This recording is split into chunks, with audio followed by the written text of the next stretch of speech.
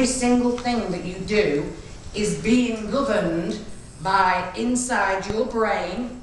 Your subconscious brain is telling you how to behave, whether you like it or not. I don't care how clever you are. Any MBAs in here? Any MBA students?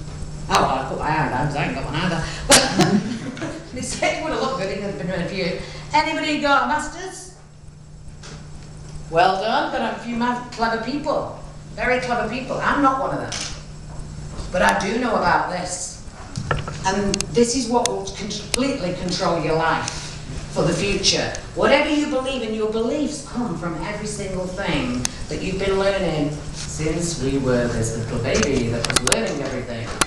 So everything that we've either seen or not seen has actually gone into that computer. It's not a brain, by the way, you need to start thinking about it like a computer. It's gone in there, it's regurgitated it to mean whatever it wants, it pulls it out whenever it needs it. If it doesn't need it, it sticks it back there. They become your beliefs, and you start to act upon your beliefs. That affects your thoughts, that affects your feelings, that will then affect the way you behave.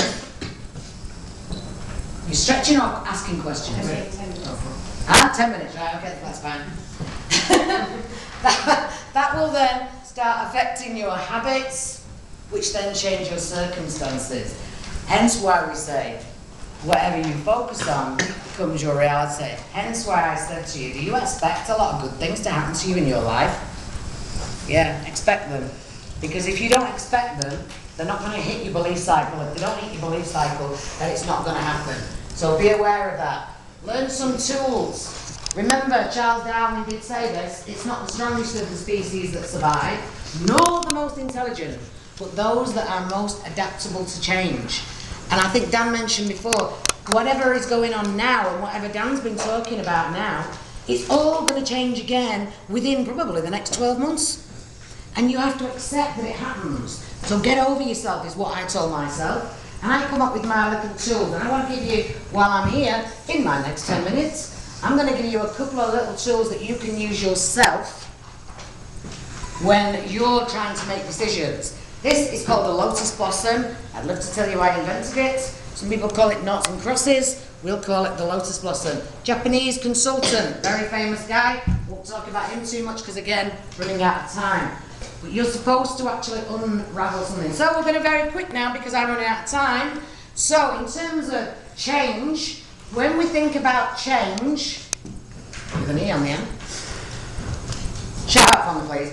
What do you feel? What do you feel in your gut? What do you think about change? Fear. Fear, right? Opportunity. I'm just going to put ops and then we know. Keep going. Adrenaline. Say again. Adrenaline. Adrenaline. Adrenaline. We'll put that as excited then. Yeah. Oh, this is really good. Resistance. Challenge. Challenge. Anything else? Resistance. Resistance. Resistance.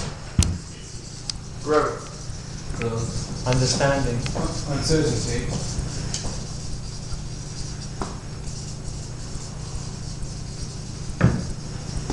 Lovely writing, as you can see. Not, but doesn't really matter because we get the general idea. We've just started to unpack all the things that we feel about this change. You need to do this with yourselves sometimes.